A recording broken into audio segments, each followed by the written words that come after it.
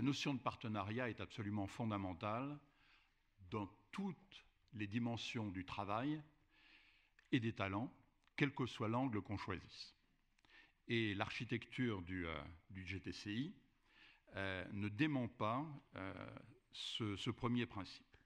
C'est avant tout un partenariat.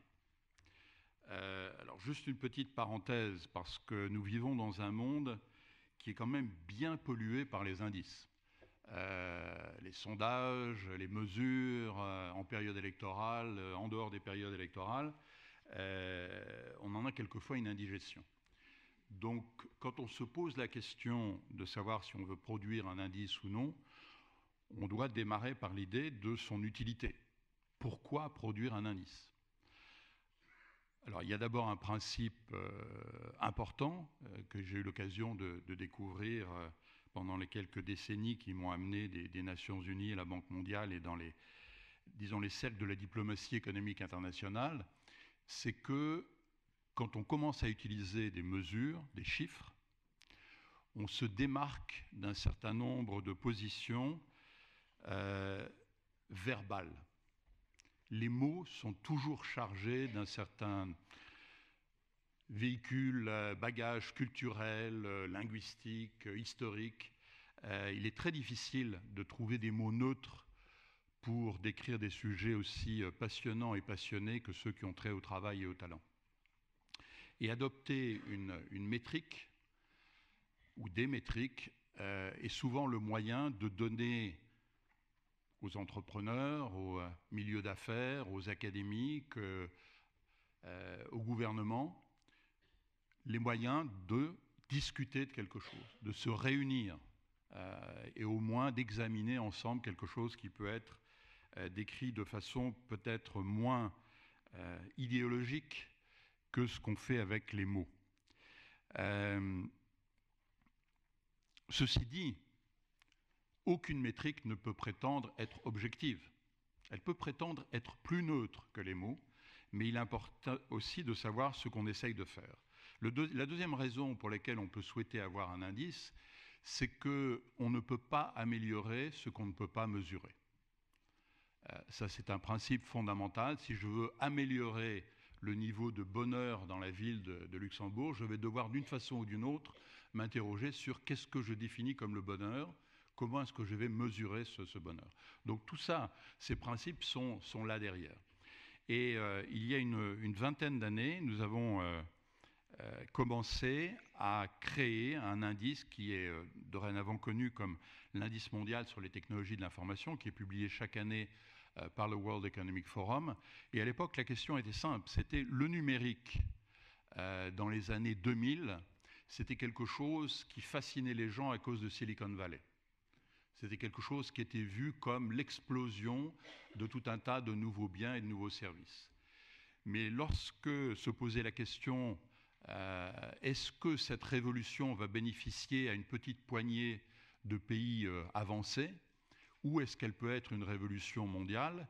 Il fallait que nous puissions mesurer les atouts dont disposaient ou ne disposaient pas des économies émergentes, comme à l'époque la Chine, l'Inde, l'Afrique, l'Amérique latine. Et donc il y avait une raison pour laquelle cet indice devait être construit. Plus nous avons travaillé sur cet indice, plus nous avons dû nous poser la question, mais pourquoi au fond, des entreprises ou des gouvernements investiraient-ils dans le numérique? Surtout quand vous êtes un pays africain. Moi, je me rappelle des réunions avec tel ou tel ministre de pays africains qui me disait, au bout de 10 minutes, « Merci beaucoup, j'ai compris, le numérique est notre avenir. Je suis prêt à investir 2 millions, 3 millions, 5 millions de ma monnaie locale dans les infrastructures numériques. Mais dites-moi, où est-ce que je vais prendre ces millions? Est-ce que je dois faire moins d'écoles, moins de routes, moins d'hôpitaux? Dites-moi simplement où je vais prendre ces ressources et je bâtis l'infrastructure numérique. » Et à l'époque, la valeur d'un indice avait deux raisons principales. La première, c'est de dire, si on est dans une mentalité d'addition-soustraction, je dois prendre les fonds quelque part pour les mettre ailleurs, dans un pays pauvre, c'est un cul-de-sac.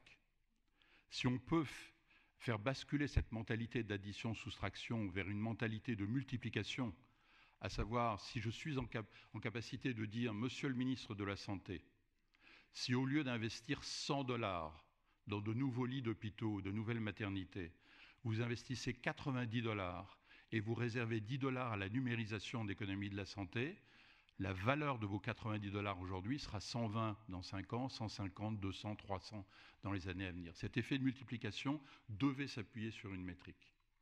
Et puis la deuxième raison, c'est la création d'une émulation, d'une rivalité. De savoir que si vous êtes le Rwanda et que le Burundi fait mieux que vous, ça prouve que ce n'est pas simplement une question d'atouts initiaux, que la volonté politique, que l'énergie, que l'esprit d'innovation ont aussi un rôle à jouer. Alors la raison pour laquelle je fais cette introduction, c'est pour vous expliquer la filiation qui existe entre cet indice des technologies de l'information, créé en l'an 2000, qui très rapidement a généré un indice sur l'innovation, parce que nous sommes aperçus que la principale raison pour laquelle les pays et les entreprises investissaient dans le numérique était pour se maintenir du côté innovant de l'économie. Donc en 2007 a commencé l'indice sur l'innovation, donc qui a fêté son 10e anniversaire cette année autour d'un rapport sur l'innovation dans l'alimentation et l'agriculture. Donc les drones, par exemple, étaient au cœur d'un certain nombre de démonstrations. Et puis, en 2009, des discussions ont commencé avec le ministre de l'Emploi à Singapour, avec un certain nombre de ministres autour du monde, en disant mais il faut qu'on ait une mesure de l'attractivité des talents. Et très rapidement, s'est posé la question de qui, du côté des milieux des affaires, des entreprises, serait intéressé à courir ce risque, à tenter l'aventure avec nous. Et ADECO a très rapidement répondu présent. Ça s'est passé en quelques jours de discussion à Zurich, à Genève et un petit peu à New York, si je me souviens bien. Mais la décision a été prise très rapidement dans l'enthousiasme. Et quand vous mettez en place ce genre de choses, vous vous rendez compte très vite que les ressources financières sont importantes, les ressources humaines sont importantes, mais que l'enthousiasme, c'est ce qui scelle cet édifice dans la durée. Donc, un édifice qui est basé sur un partenariat. Alors, plus rapidement sur les autres dimensions, cette métrique repose sur un modèle. Alors, la différence entre un modèle économique et un modèle de haute couture, et c'est Lanvin qui vous parle, c'est que les modèles économiques sont rarement sexy. Donc je ne vais pas essayer de vous vanter les mérites de celui-là, simplement souligner deux choses.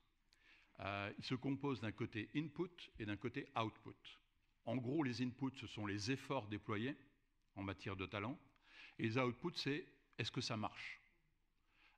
Vous pouvez imaginer des pays qui mettraient beaucoup de ressources, beaucoup d'énergie, beaucoup d'enthousiasme et qui, au bout du compte, ne verraient pas vraiment les résultats en termes de création d'emplois, en termes d'attraction des talents à l'échelle mondiale. Donc, avoir en tête les inputs et de l'autre côté les outputs est très important. Ceci dit, et je suis sûr que certains d'entre vous qui peuvent lire ce qu'il y a dans les petites cases-là disent « mais pourquoi est-ce que tel thème est du côté input, c'est aussi un output ?» Et c'est l'une des difficultés que nous trouvons dans le domaine des talents, c'est que bien des choses que certains considéraient comme un objectif sont aussi des intrants dans le modèle. La qualité des universités, par exemple. La capacité à créer des emplois, à créer des profils qui soient adaptés aux attentes du marché du travail. Bon, on peut discuter de ce qui est du côté input, de ce qui est du côté output. La deuxième dimension, c'est que ces trois piliers que vous voyez là, les colonnes 2, 3 et 4, sont véritablement le cœur du modèle. Comment est-ce qu'on attire les talents? Comment est-ce qu'on fabrique les talents? Et comment est-ce qu'on retient les talents? Sachant que, comme l'a souligné Alain Dehaze tout à l'heure, nous vivons dans un monde de mobilité croissante et nous y reviendrons tout à l'heure. Alors voilà la vision d'hélicoptère de ce que c'est que le modèle. Alors, qu'est-ce que ça nous permet de faire? Ça nous permet de projeter d'une façon synthétique, j'allais dire syncrétique, en tout cas d'une façon très compacte, sur une page, ce que nous voyons de la réalité d'un pays en termes de ces trois grands piliers. la création des talents, l'attraction et la rétention de ces talents. Alors là, vous ne voyez qu'une partie de la page, mais je vous invite à feuilleter le rapport. Donc, le classement, hein, le chiffre en haut, 7, les caractéristiques du pays, et puis un certain nombre d'autres éléments qui permettent non seulement de comparer la performance d'un pays de façon visuelle à celle d'un autre pays, comparable ou selon des critères qui restent à définir, et par rapport à une moyenne de pays, par rapport à la moyenne des pays de même revenu, par exemple, ou par rapport à la moyenne des pays européens. Donc tout ça sont des éléments qui n'ont pas une prétention scientifique d'exactitude, mais qui visent à donner visuellement les éléments capables de nourrir un débat. Je ne dis pas de formuler une décision, je dis de nourrir un débat. Le but, ce n'est pas que le Premier ministre du Luxembourg ou le ministre du Travail du Luxembourg soit mieux informé, c'est qu'il soit capable d'amener dans un débat avec les syndicats, avec les entreprises, avec les investisseurs, des éléments qu'eux aussi soient capables de comprendre et qu'ils engagent un certain nombre de discussions autour de ces thèmes. Et chacun aura des intérêts différents et des points de vue différents, mais la métrique, c'est la création d'un point d'aboutissement.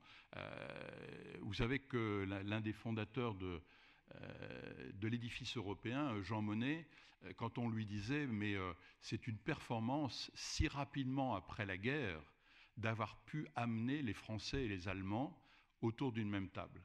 Et Monnet répondait « nous aurons fait l'Europe le jour où nous n'aurons plus les Allemands d'un côté de la table et les Français de l'autre côté, mais les Allemands et les Français d'un côté de la table et les problèmes de l'autre côté de la table. » Donc l'idée, c'est de donner à ces partenaires quelque chose qu'ils puissent regarder ensemble pour alimenter un débat.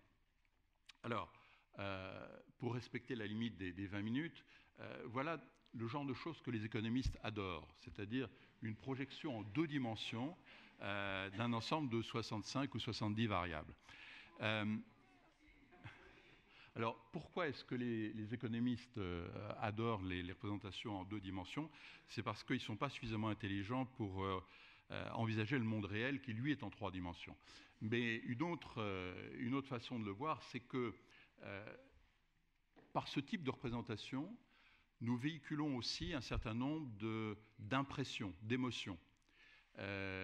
Alors, 3 éléments.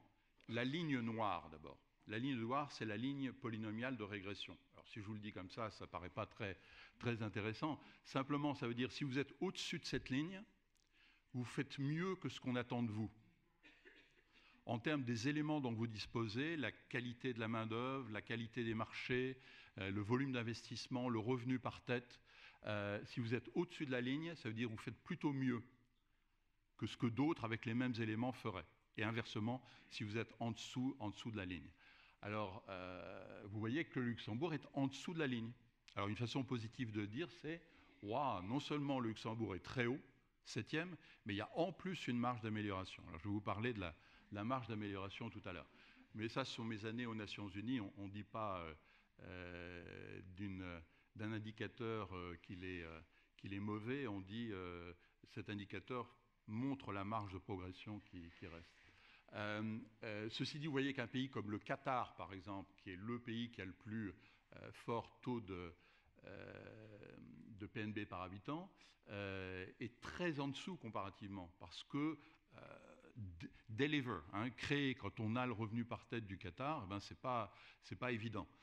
Par contre, des pays qui sont à gauche du diagramme et qui ont des revenus par tête beaucoup plus faibles sont souvent très hauts au-dessus de la ligne. Vous voyez le Rwanda, par exemple, avec une politique numérique que certains qualifiaient il y a encore 10 ans de complètement futuriste, c'est-à-dire comment le Rwanda, qui sort du génocide, peut se préoccuper d'une stratégie numérique. Et bien on voit que ce type d'approche commence à donner des résultats.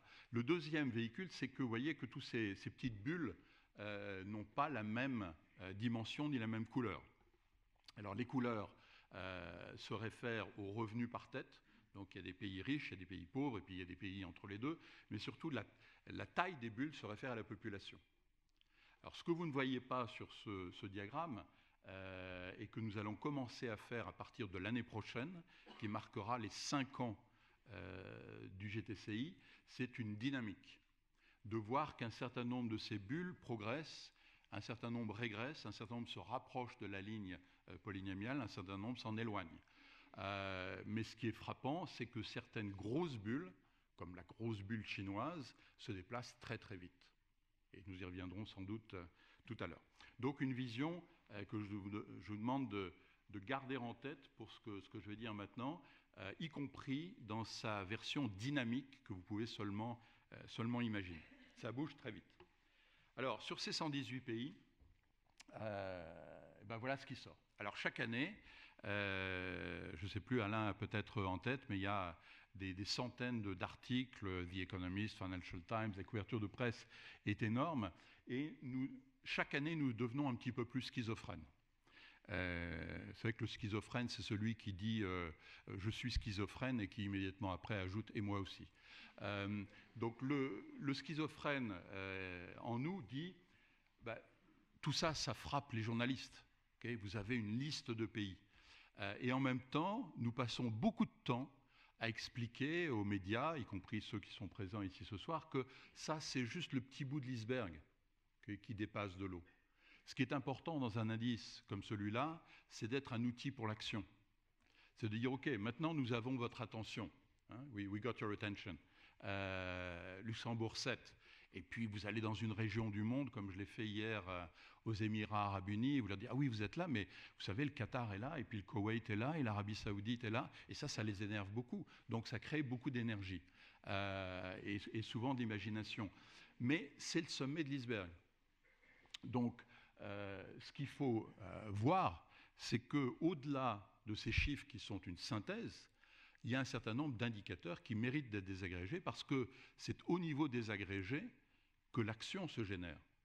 L'action, elle n'est pas générée par le fait que le Premier ministre va dire « nous sommes 7e, nous voulons être 6e l'année prochaine ».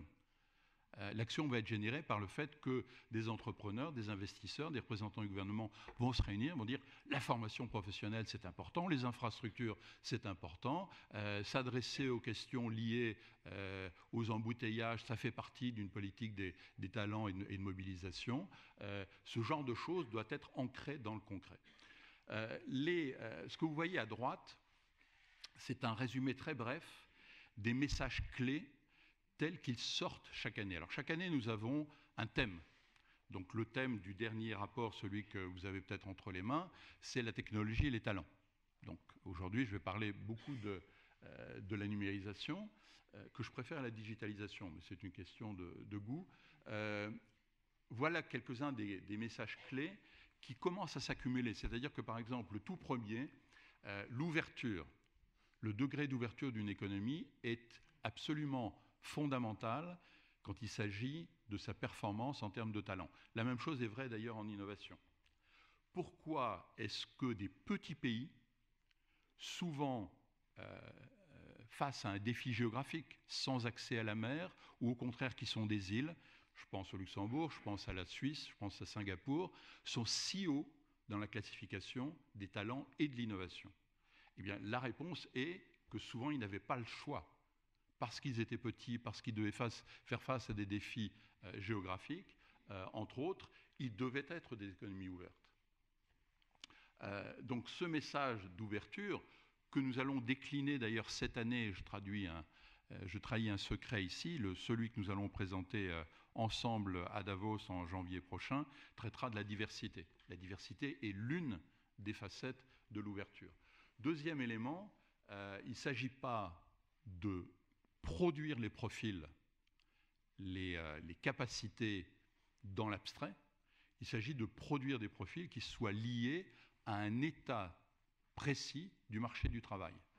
Le problème, c'est que l'état précis du marché du travail, ce n'est pas l'état précis du marché du travail aujourd'hui. C'est l'état précis du marché du travail dans 5 ans, dans 10 ans, dans 15 ans. C'est-à-dire comment identifier les formations, les profils qui seront les mieux adaptés à des métiers qui, comme l'a dit le Premier ministre tout à l'heure, ne sont même pas définis, ne sont même pas connus aujourd'hui. C'est l'un des défis auxquels nous devons faire face. La technologie change tout ça. Et Alain Dehaze parlait tout à l'heure de la valeur du travail. Certains parlent de la valeur travail. On est dans le même domaine. la technologie est l'un des facteurs qui change le plus le rôle et la fonction du travail dans la structuration de nos sociétés et de nos personnalités. Nos vies et la façon dont elles sont organisées autour de la valeur travail sont très largement influencées par la technologie, je vais y revenir tout à l'heure. Et surtout, nous faisons face à une équation dans laquelle de nouveaux paramètres et de nouvelles variables interviennent quotidiennement. Chaque jour, il y a de nouveaux acteurs. Je ne parle pas seulement des startups et des nouvelles entreprises qui sont dorénavant des acteurs clés dans le domaine, mais aussi des pays qui jouent des rôles de leaders. Alors on pense aux pays émergents, on pense à un certain nombre d'autres acteurs qui sont aujourd'hui des sources d'inspiration pour beaucoup d'autres. Mais aussi d'autres acteurs comme les villes. Et l'une des innovations du rapport que nous avons présenté cette année, ça a été d'avoir une section spécifique sur les villes qui va croître et embellir, qui va inclure d'autres villes progressivement dans le futur.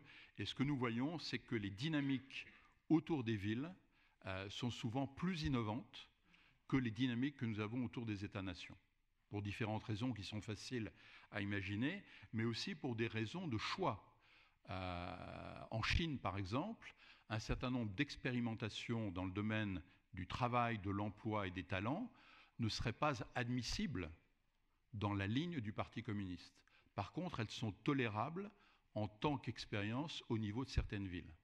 Et quand on parle des villes chinoises, il faut aussi garder les ordres de grandeur en tête, puisque une des villes dans lesquelles j'ai eu l'occasion de travailler et qui s'appelle Chongqing, et qui n'est pas la ville la plus connue de Chine, fait quand même 35 millions d'habitants, c'est-à-dire à peu près 5 fois la Suisse. Donc les ordres de grandeur doivent être aussi gardés en tête. Quand on parle de villes par rapport au pays, on ne parle pas nécessairement d'entités qui sont plus petites les unes par rapport aux autres, mais souvent plus agiles. Alors, les données, Alain Dehaze les a décrites, donc je n'insiste pas. Les éléments ont été soulignés. Au-delà du classement 7e, qui est remarquable, beaucoup de pays, y compris le mien, souhaiteraient être aussi bien classés, mais en allant plus près de l'action, on s'aperçoit que, en termes d'attractivité, en termes de capacité à retenir les talents, le Luxembourg fait même encore mieux, 2e et 3e, respectivement, à l'échelle mondiale. Je reviendrai tout à l'heure sur les types de profils où la discussion nous permettra d'aller plus avant, et je passe plus rapidement à la façon dont concrètement on interprète les tableaux dont j'ai parlé tout à l'heure. Donc si on prend le cas national d'un pays au hasard, disons le Luxembourg, comment est-ce qu'on déduit les points sur lesquels les politiques, les entrepreneurs, les investisseurs ont le plus de raisons d'agir? Qu'est-ce qui est le plus capable, susceptible de générer des résultats? Pour ça, la meilleure façon, c'est toujours d'identifier les forces et les faiblesses. Alors, on a coutume, dans un milieu comme celui des Nations Unies, de commencer par les faiblesses, en disant il y a des zones dans lesquelles on peut améliorer, etc. Ça permet de terminer sur une haute note et un La majeur sur les points forts. Je fais l'inverse ici parce que je sais que dans une enceinte comme celle-là, avec un groupe comme celui-là, l'important c'est qu'est-ce qui est le plus susceptible d'amener des résultats de la façon la plus concrète. Alors ne pas oublier les forces, parce que les forces sont un élément important pour motiver ses troupes, pour savoir d'où on vient et pour voir ce qui a réussi et qui peut peut-être être répliqué ailleurs dans des domaines où les défis subsistent. Alors, le premier pilier du modèle, ce qu'on appelle les enablers, l'environnement, alors la stabilité politique, l'infrastructure technologique, tout ça a déjà été souligné. Troisième dans le monde en capacité d'attraction, une performance quasi équivalente pour retenir les talents. Donc, une nouvelle tape sur l'épaule. Je n'insiste pas sur ces points, mais pas pour dire qu'ils ne sont pas importants. Ils sont la base sur laquelle l'action peut être construite. Donc ne les oublions pas. Par contre, qu'est-ce qui mérite une attention prioritaire? Alors, le paradoxe du Luxembourg par rapport à beaucoup d'autres pays, et on n'a pas le temps de faire la comparaison avec des pays comme Singapour ou la Suisse par exemple, c'est que très souvent, des domaines de force sont aussi des domaines de faiblesse. Très souvent, on a des pays dans lesquels un pilier est une force et un autre pilier est une faiblesse. Le Luxembourg est un exemple original dans ce sens-là et probablement assez fascinant en termes de l'analyse de ce qu'on peut faire et de la façon dont ça peut être fait. Du côté des enablers, donc de l'environnement, stabilité politique deuxième dans le monde, infrastructure numéro 1, et puis on voit dans le même pilier, en termes de politique de la concurrence, en termes de facilitation du monde des entrepreneurs, des classements qui sont 58e, 57e, beaucoup plus loin que ce numéro 7 de la moyenne. Donc il y a probablement là un certain nombre d'éléments qui tiennent à la régulation des marchés, qui tiennent à l'intervention du secteur public et aussi à l'interaction entre différents secteurs qui méritent d'être examinés. Dans le même pilier, et là j'insiste peu puisque Alain Dehaze a mis l'accent que cet angle méritait, la flexibilité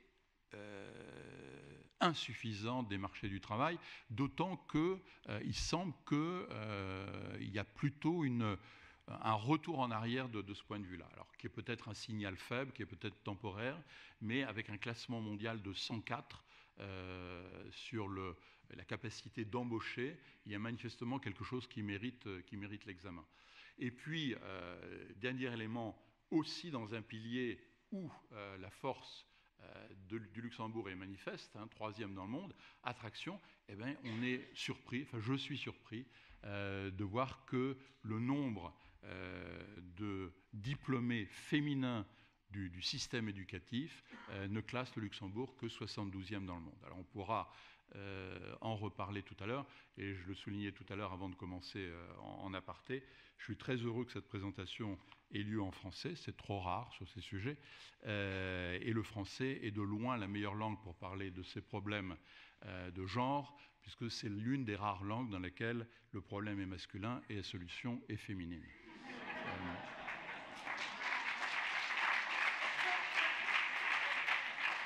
Très rapidement, parce que je crois qu'il me reste moins une minute, voilà une des façons dont on représente visuellement les éléments du GTCI. Mais ce qu'on essaye de faire, c'est toujours de les relier à la réalité des pays dont il est question. Donc, avoir en tête les dimensions spécifiques, particulières du Luxembourg. Pas pour dire c'est comme ça ne peut pas bouger, il faut savoir que c'est une contrainte, savoir c'est une contrainte, quel est le degré de liberté qu'on a de ce point de vue-là? Est-ce que réellement c'est quelque chose qui est absolument immuable, qui prendra 2 générations, etc. C'est le genre de choses auxquelles il faut s'intéresser. Et ça nous amène à la dimension des villes. Vous noterez dans le rapport de cette année que le Luxembourg est présent dans la liste des pays, mais pas dans la liste des villes, alors que Singapour, par exemple, est présent dans les deux. Donc j'encourage tous ceux dont ça dépend à nous aider à collecter les données pour qu'on ait aussi une présence du Luxembourg dans la liste des villes. Donc j'insiste pas sur ce classement, simplement pour souligner une chose. C'est que de même que nous voyons dans l'indice mondial des pays, que des petits pays qui font preuve d'agilité, d'imagination, d'innovation se classent très haut dans les 10 premiers du classement, on voit ici beaucoup de villes de taille moyenne. Bon, on s'attendait à voir des villes comme Los Angeles, comme Paris, etc.